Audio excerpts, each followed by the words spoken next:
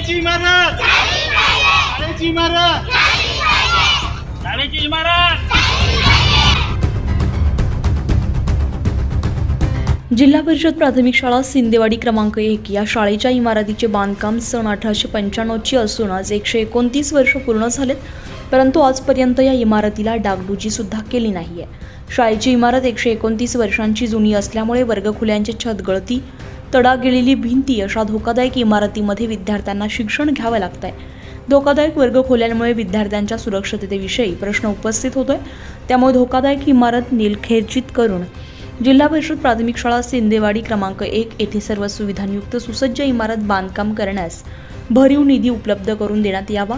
या संदर्भात एकनाथ शिंदे मुख्यमंत्री महाराष्ट्र राज्य, देवेंद्रजी फडणवीस उपमुख्यमंत्री महाराष्ट्र राज्य, गिरीश महाजन कॅबिनेट मंत्री, ग्रामविकास आणि पंचायत राज विभाग महाराष्ट्र राज्य, चंद्रकांत पाटील मंत्री उच्चतंत्र शिक्षण महाराष्ट्र राज्य, सुधीर मुनगंटीवार पालकमंत्री, मंत्री वने सांस्कृतिक कार्य मत्स्य व्यवसाय महाराष्ट्र राज्य, विनय गौंडा जिल्हाधिकारी चंद्रपूर, विवेक जॉन्सन मुख्य कार्यकारी अधिकारी जिल्हा परिषद चंद्रपूर, शिक्षणाधिकारी प्राथमिक जिल्हा परिषद चंद्रपूर, विजय वडेट्टीवार विरोधी पक्षनेते महाराष्ट्र राज्य तथा आमदार ब्रह्मपुरी विधानसभा क्षेत्र, गट विकास अधिकारी सिंदेवाडी, गट शिक्षणाधिकारी सिंदेवाडी यांच्याकडे शाळा निर्लेखन आणि नवीन इमारतीसाठी अनेकदा पत्रव्यवहार झाले, परंतु यांच्याकडून कोणतीही कार्यवाही न झाल्यामुळे शेवटी शाळा बंद आंदोलनाबाबत 2दा पत्रव्यवहार केलाय, तरी परंतु शासनाकडून कोणत्याही प्रकारची प्रतिक्रिया आली नसल्यामुळे विद्यार्थ्यांच्या सुरक्षेसाठी शाळा व्यवस्थापन समितीला नाईलाजास्तव बेमुदत शाळा बंद आंदोलनाचा मार्ग पत्करावा लागलाय, अशी माहिती शाळा व्यवस्थापन समितीचे अध्यक्ष यांनी दिली आहे। आज सकाळी 8:30 वाजेच्या सुमारास विद्यार्थ्यांना सुट्टी देऊन सोनाली मंगेश एनगंदलवार यांच्या हस्ते शाळेच्या मुख्य दाराला कुलूप लावून शाळा बंद करण्यात आली आहे। शाळा बंद आंदोलन हे मागण्या पूर्ण होईपर्यंत असणार आहे। तसेच सध्या महाराष्ट्र शासन लाडक्या बहिणीचा लाड करत आहे, परंतु विद्यार्थी भाचा भाचींना गणवेश आणि पुस्तके आजपर्यंत मिळाले नाही, याचं काय असा प्रश्न देखील उपस्थित केलाय। अगोदर इंग्रजांनी गुलाम बनवून ठेवले आणि आता राजकीय नेत्यांनी गरीब मुलांच्या शिक्षणाच्या सोयीसुविधांसाठी आंदोलन करून पालकांनी सरकारला भीक मागावं अशी परिस्थिती निर्मिती आज या राज्यात करून ठेवली आहे। सत्ताधारी असो का विरोधी, त्यांना जातपातीचे धर्माचे राजकारण करायला वेळ मिळत नाही, परंतु गरीब मुलांच्या शिक्षणासाठी न्याय हक्कासाठी कोणतेही राजकीय नेते समोर येत नाहीये। शाळेच्या विद्यार्थ्यांच्या महत्त्वाच्या आणि प्राथमिक गरजा पूर्ण करण्यासाठी शाळा बंद आंदोलन करत शाळेला कुलूप ठोकावं लागत आहे, ही खूप मोठी शोकांतिका आहे। या प्रसंगी उपस्थित शाळा व्यवस्थापन समितीचे अध्यक्ष नितीन मेश्राम, उपाध्यक्ष अमोल कुच्चणवार आणि शाळा व्यवस्थापक समितीचे अध्यक्ष आणि विद्यार्थी पालक मोठ्या संख्येने उपस्थित होते।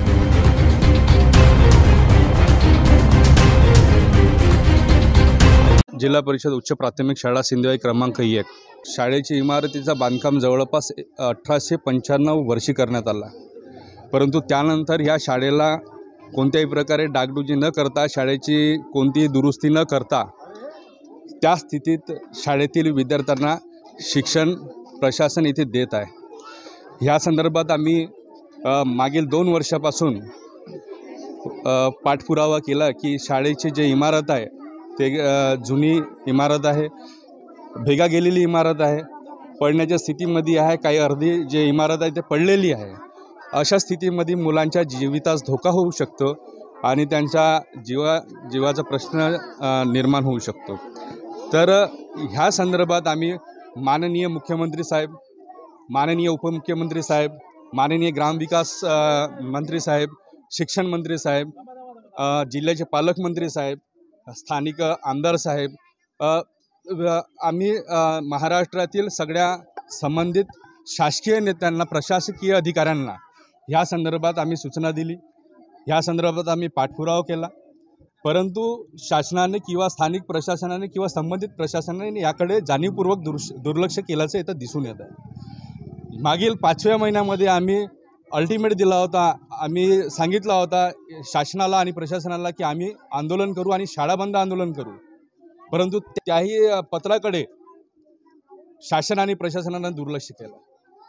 परत आम्ही मागच्या महिन्यामध्ये 7व्या महिन्यामध्ये आम्ही पुन्हा मुख्यमंत्र्यांपासून प्रशासकीय यंत्रणेला सगळ्यांना आम्ही पत्रव्यवहार करून आम्ही सांगितलं की आम्ही 17 तारखेला शाळा बंद आंदोलन करणार आहोत, याचा सर्वस्वी जबाबदार शासन आणि प्रशासन राहील। परंतु ह्याही पत्राकडे संबंधित प्रशासन आणि शासनानं जाणीवपूर्वक दुर्लक्ष केलेलं आणि ह्या सरकारला जातीपातीचं राजकारण, धर्माचं राजकारण, सत्ता स्थापन आणि लाडकी बहीण योजनेच्या पलीकडे काही दिसून येत नसल्याचं इथं स्पष्ट दिसत आहे। आज त्याच आम्ही शासनाला जाब विचारतो की तुमची लाडकी बहिणीसाठी जर तुम्ही इतकं काही केलं तर तुमचे लाडके भाची इथे या शाळेमध्ये नाही शिकत का?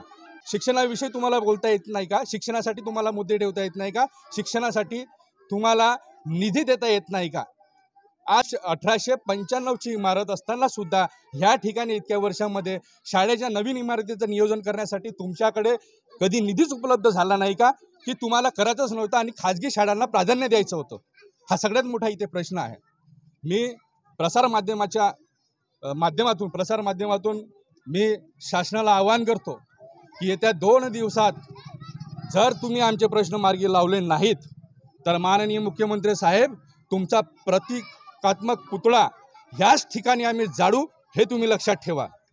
आम्ही प्रशासनाला वारंवार सूचना करूनही प्रशासनाला जाग आलेली नाही।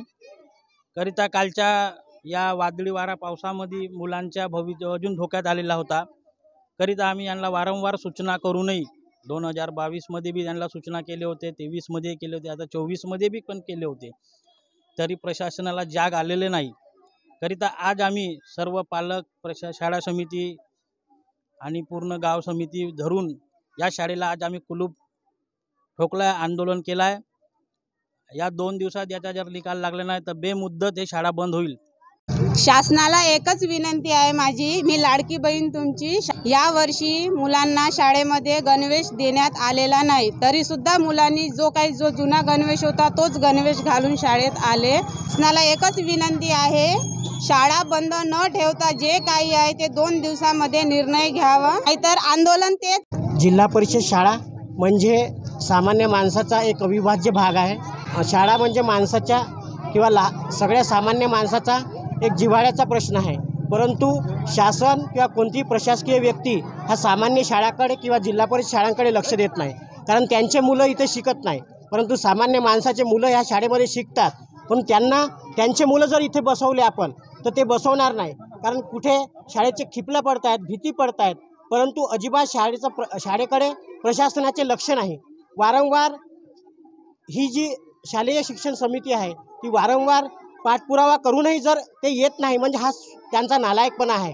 तर कमीत कमी एकदा भेट जरी देऊन त्या शाळेची पाहणी जरी केली असती तर माणसाला जाणीव झाली असती की कमीत कमी शाळेकडे पाहण्यासाठी आले बा म्हणून, परंतु प्रशासनाकडे पाठपुरावा पुरवून देखील त्यांना कशाची लाज न बाळगता अजूनही त्यांनी शाळेकडे दखल न देता दुर्लक्ष केलेलं आहे। तर कुठेतरी ह्या शासनाला जाग आली पाहिजे।